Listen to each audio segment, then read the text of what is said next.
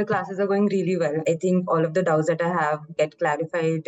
In terms of the material, I think it's quite extensive, which is exactly what I needed right now. The reason I wanted to schedule a one-on-one is because I have given GMAT in the past, the OG version. I got a 650 and I gave it in November last year.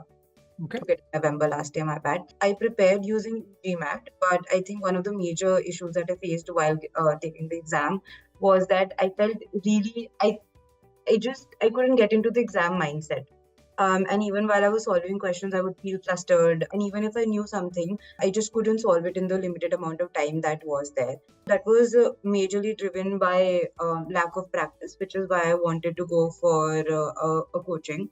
But I do feel that it was also because I got anxious during the exam. We have to be clear about the source of anxiety, right? Some people are like temperamentally anxious, right? No matter how much preparation they do, they never really feel confident on the exam.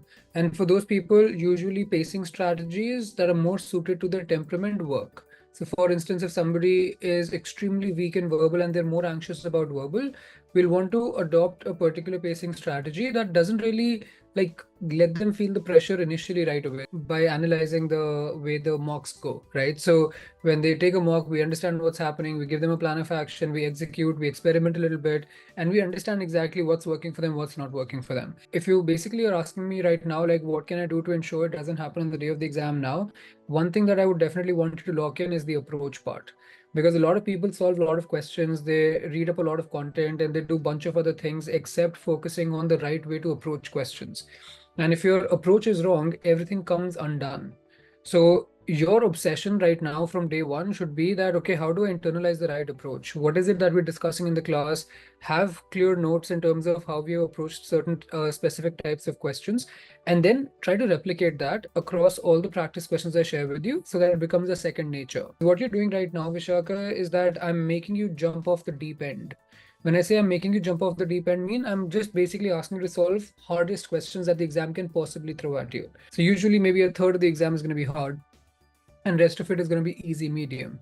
So imagine when your brain has already adapted to the level of 700 to 800 level questions, for instance, and the exam throws like sub 500, 600 level questions, you'll be able to easily breeze through them. A lot of times, like whatever anxiety that people have with the exam can be taken care of with just like making sure your preparation is right. Forget about solving 100 questions. Even if you're doing 20 questions, hold yourself accountable to solving them with the right approach that we're discussing in the class. That's it. So we're just making sure that your conceptual understanding is rock solid, so that any question that comes your way, if there is no pressure, you should be able to tackle it easily. Got it. And post that, we will just take up mocks. Wherein you're not completely sidelining the things that we've done previously, right? So every day taking out half hour or 45 minutes to come, like maybe solve one or two new questions from the topics that we've covered previously. When I'm trying to overestimate questions, I tend to spend too much time on them, even though that's not required. And I start coming up with various scenarios that aren't required. But then sometimes when I underestimate questions, I spend just way little time on them.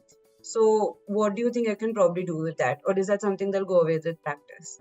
So one, I think with respect to the first thing that you talked about, right, that you took one example and then you generalized it, that's obviously wrong. Like you can't really base your generalization off of one example. You need to take at least like 3 to 4 numbers to see if you can see a pattern emerge out of it and then extrapolate, not just based on one. So that's something you can take care of moving forward.